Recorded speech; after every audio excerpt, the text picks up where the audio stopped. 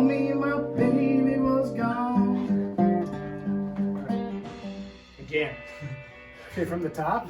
What We're rolling, right? Yeah. Okay. was your first experience with music? Well, if it starts with my grandparents were involved in music in the church. My dad was always involved in music and bands growing up. I used to go to venues underage and just kind of hang around. And I think that they would kind of let me in sometimes. I don't know. But then my dad started teaching me how to play guitar. And so I would accredit mostly everything to him, learning a couple chords. Some of my favorite, artists were Tom Petty. Some of the first songs I learned how to play were like American Girl. Started with a couple crappy guitars. My grandma helped me get my first guitar out of like a J.C. Penney's catalog. I actually ended up getting that guitar autographed by a guy named Kerry from a local band called The Atoll. They were really cool, 3-piece. And then eventually I traded up my 3 guitars. I had a guitar that looked like Paul McCartney's bass, but it was a 6-string. And then so I traded all of these or sold them, and I eventually bought my first Fender Stratocaster off of Musician's Friend, which was a catalog. It was black and white, had a whammy bar. Never should have got rid of it, but I did. So I would accredit my dad, and then I started just learning some things from there. Once you learn a couple chords, you can learn a million songs. How did you get into making music? Like I said, you learn a few chords of your favorite songs, and a lot of artists you'll eventually end up finding out that they ripped off songs or they have very similar chord structures. So you learn a few chords and you start putting them together, and eventually you have your own songs, and you just keep building and learning. Okay. What are your major influences? I would say the Allman Brothers are one of my favorite bands. Stevie Ray Vaughan, Jeff Beck, Led Zeppelin. A lot of great guitar players and a lot of blues and classic rock I was raised on. Pink Floyd, Bob Dylan, but Stevie Ray, Jimi Hendrix, and Eric Clapton. And a lot of those guys were some of my favorites, just to name a few. The Beatles, stuff like that, Pink Floyd, I think I already said that. Is there any particular story you would like to share? In particular, about just the whole Playing, music? I don't know. Yeah, it's been a trip for sure. Get into music. I think it's one of the best things kids can do. It activates all of your brain. It keeps you out of trouble. It's really a great skill to have, because eventually I started making money, and I can't even tell you how much money I've made. It's not about the money. It's about interacting with people and sharing your gift and an outlet for your emotions and such. But I would say it's one of the greatest things you could do. So just immerse yourself and learn how to play an instrument. If you can get into band while you're in school and learn a lot of theory, that would probably help you out a lot. I personally didn't do that, but I would have if I could. So, what has been your favorite performance? There has been a lot, and it's hard to remember a lot of them, just because there's been so many. Any outdoor performance, playing up at Crystal Cave, anywhere in the hills has been great. Just anything local. There's been a lot of great venues that have offered us a place to play and an outlet. So it's just like a lot of the local scene is big ups to them for allowing the stage. So just about anywhere you can, any stage, even playing on the street, anywhere you can play everywhere. Is there any major takeaways from being a musician in Rapid City? I would say a lot of people think sometimes you have to leave this place to find the scene, but my thoughts are, let's make the scene here.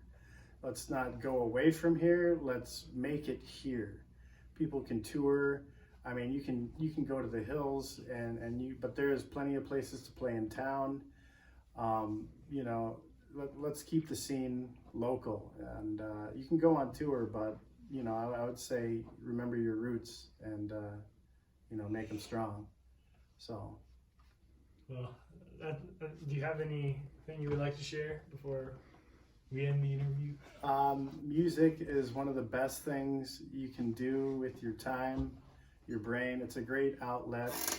It's really a great learning experience, and it's just been a great outlet for me, and I don't know where I would be today without music. I need music to help me through life, and it's been a gift, so you know, thank God for that.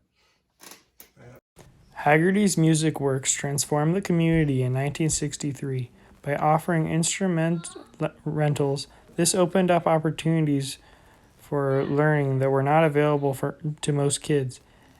Since then, Haggerty's has continued to support music learning by becoming a hub for lessons and supporting local artists.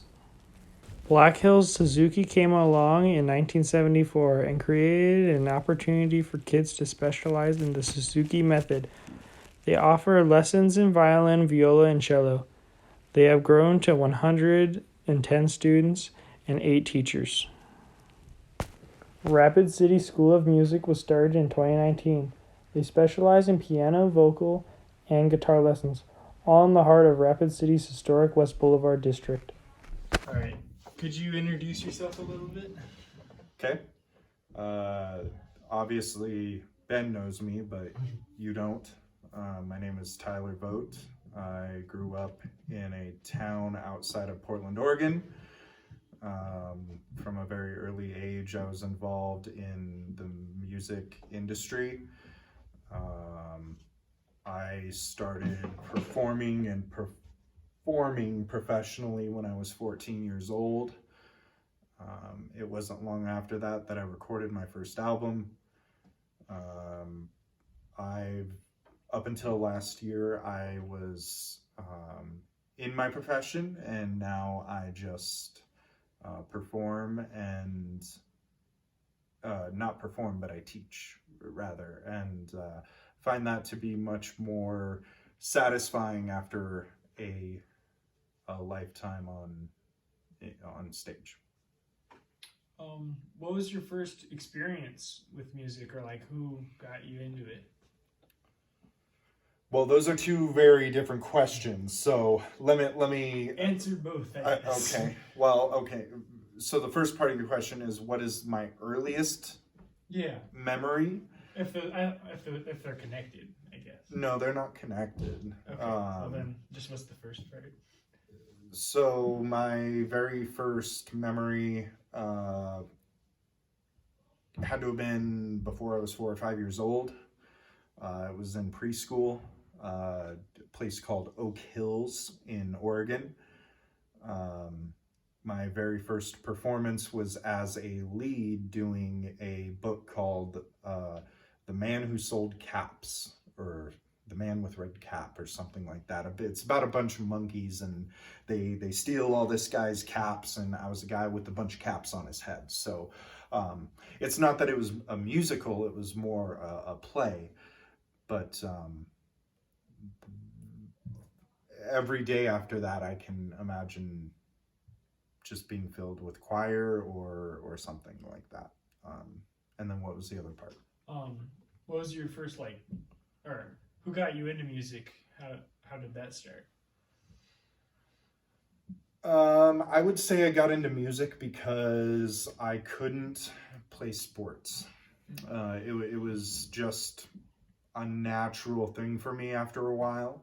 For a long time I was in plays, and I just naturally gravitated towards chorus, and I seemed to really put into it because of my home situation. But going back to more specifically, I'm born with, your heart has 3 valves. You have 2 here and 1 here, and I'm missing this one. So when my heart pumps, it's like this. So wasn't able to enlist in the military. I couldn't play school sports. There's a whole bunch of things I couldn't do. So, but if we're talking about somebody specifically who got me into music,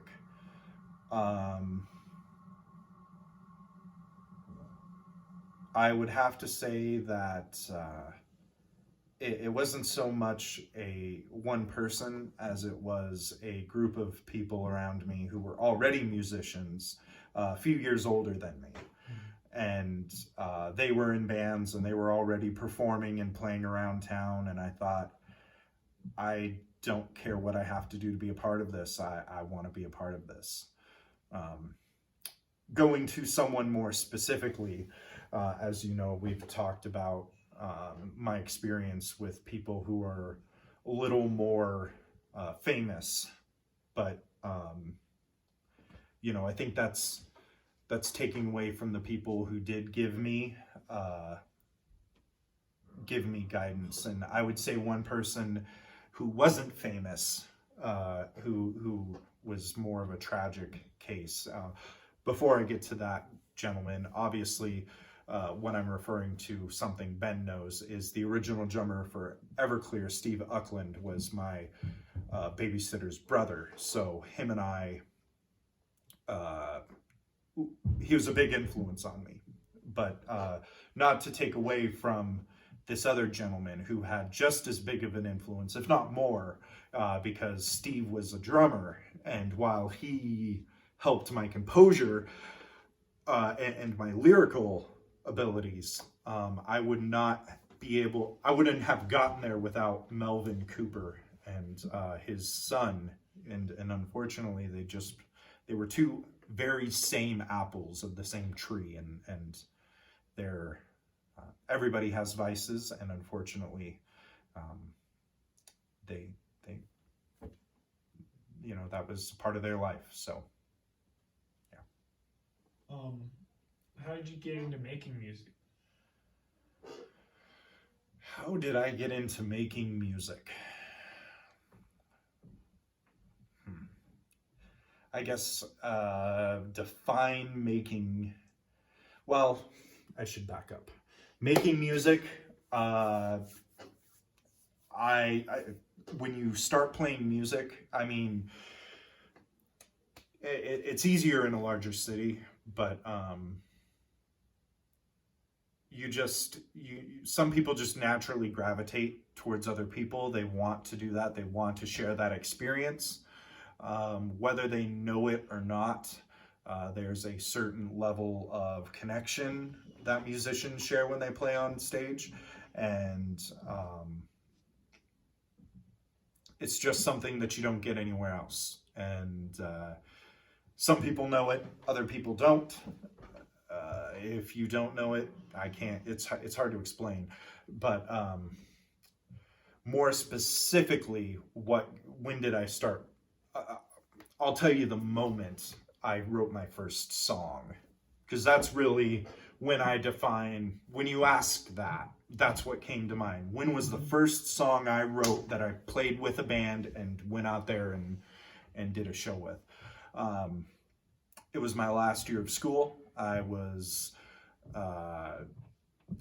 it wasn't my last year of school. In fact, I was probably in school for about another year. So I was maybe 14, 15 years old. I wrote a song called CIA Protection, which if you listen to some of my early recordings, I have a couple of different... I think you played me that one. I have a couple of different recordings of it, 2 different studio recordings and then some live recordings of it.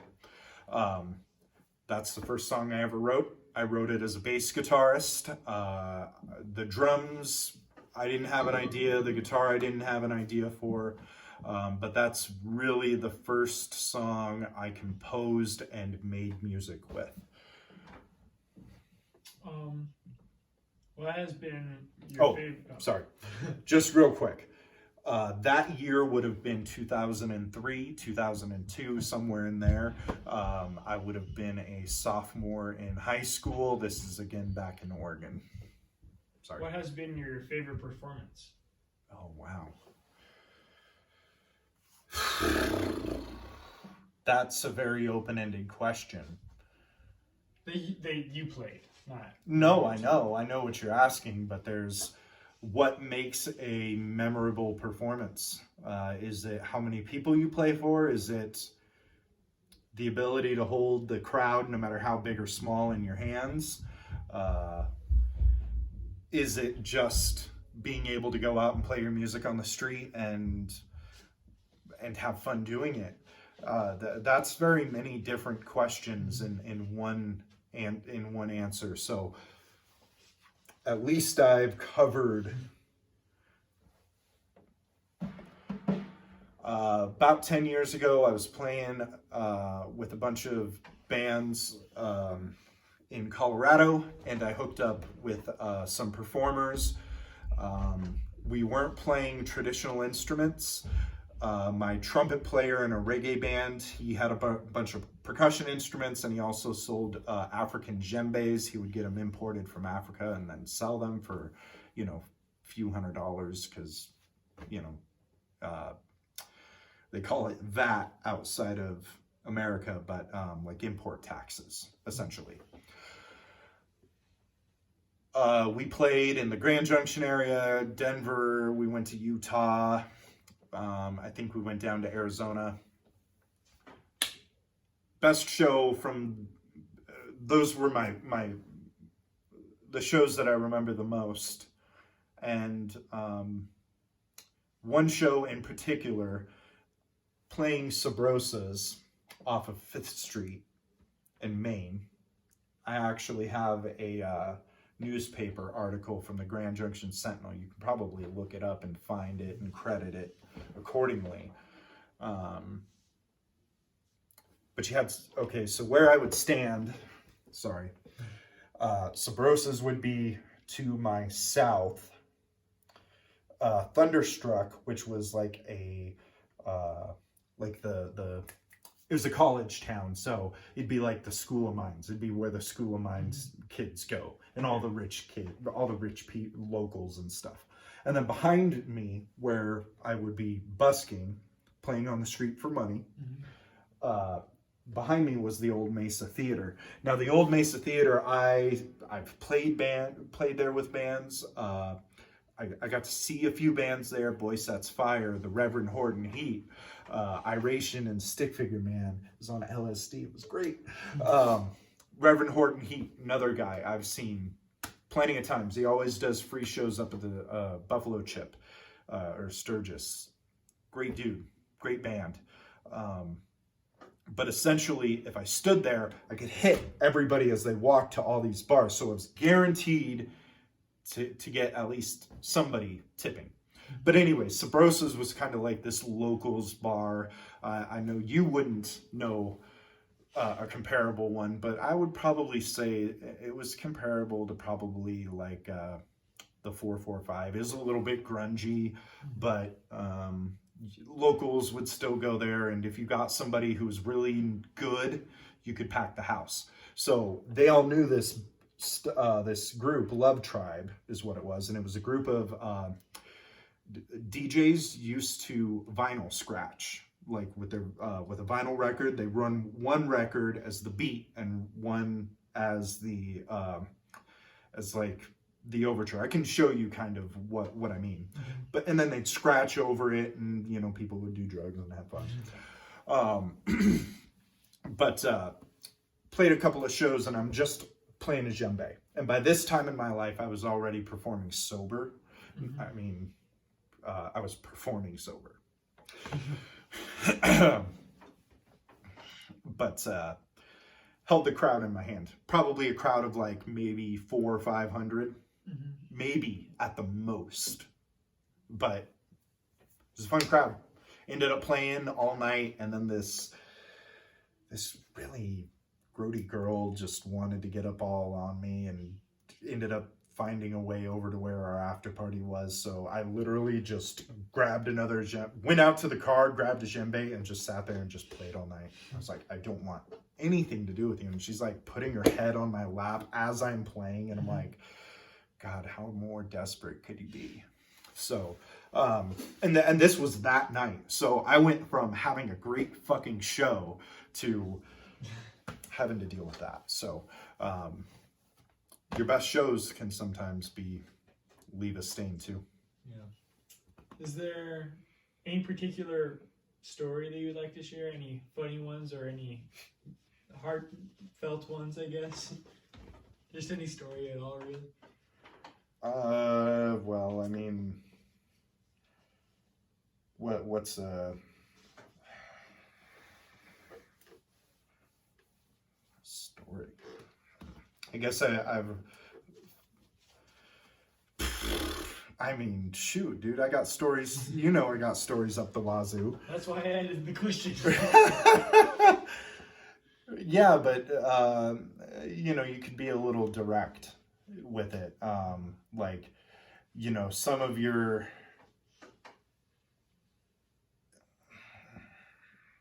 let's see, how could I help you with this? And how and some of the questions you've asked.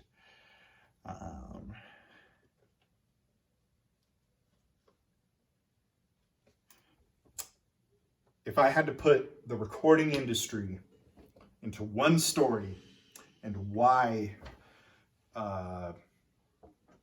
you should be hesitant to go into it. Some of those people I mentioned earlier who were older than me eventually maybe ended up playing in bands with me. And I had some opportunities that, because of their own issues with drugs, alcohol, whatever, women.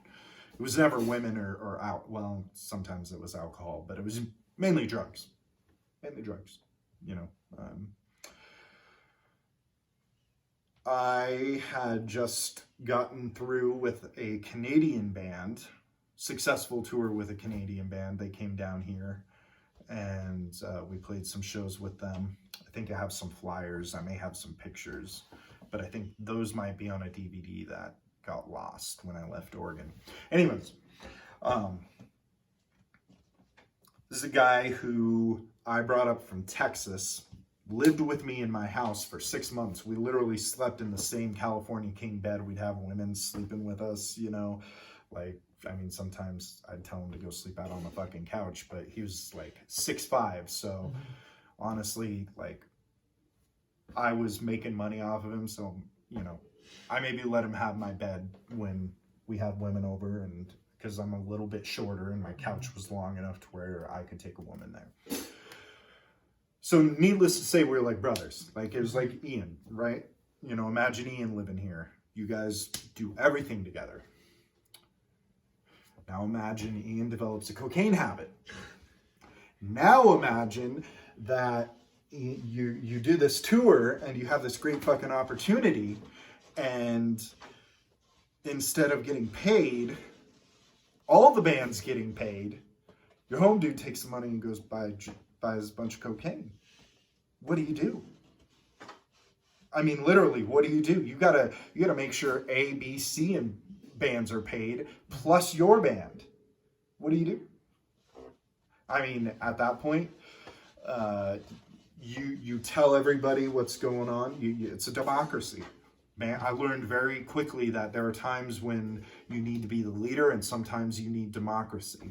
And when something like that happens, you say, look, because, okay, backstory. I ran my bands, I ran other bands, so it was very rare for another musician to set up a gig. And when they did, I was really on their ass about getting paid, because I made sure everybody got paid. You fuck us over, we can't get on to the next town unless we have money built up. And by this time we had a little bit of money built up in the backup, but it was still a bad enough experience to where I didn't get to go on an extended tour with that band. There were a couple of other bands that I was managing that did, and I lost out not only on that money, but on that experience, on that chance. I think I still have. No, I don't think I have a copy of any of that band's music. If I do, I'll show you. one band was like two dudes fighting over the same fucking chick singer because they both wanted to play guitar, and being just the one guitar player and have her sing so they could be like, Yeah. so like that band broke up immediately after they got back because, you know, of all the tension. Another band sounded like a really bad version of Blink-182.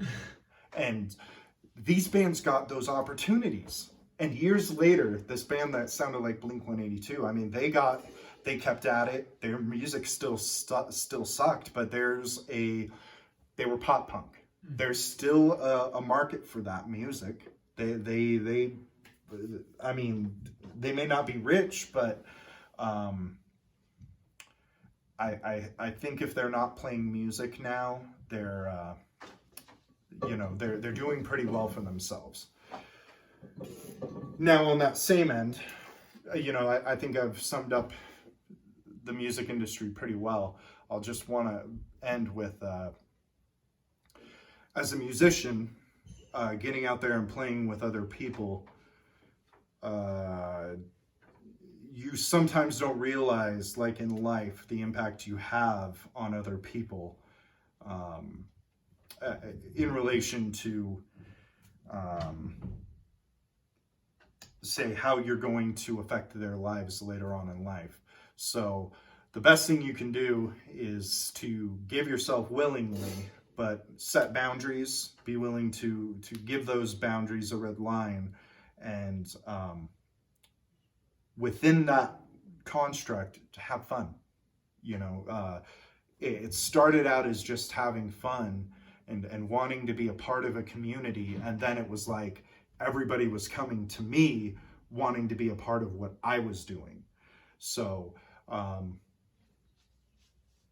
sometimes you're just a player, sometimes you're more of a chess master. That whatever your level, as far as being a musician, there is no other experience like it in the world. Okay. It's a good place to end.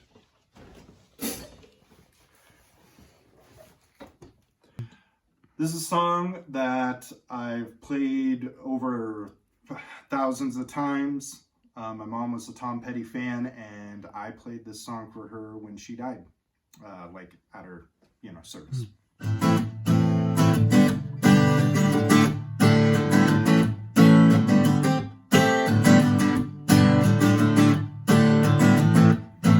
She grew up in Indiana town, and a good-looking mom never was around, but she grew up tall. She grew up brown with them Indiana boys on them Indiana nights.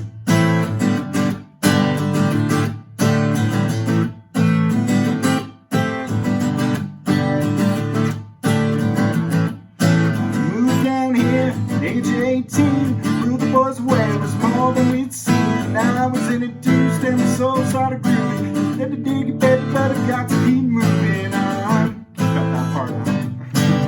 I'll give you a chorus.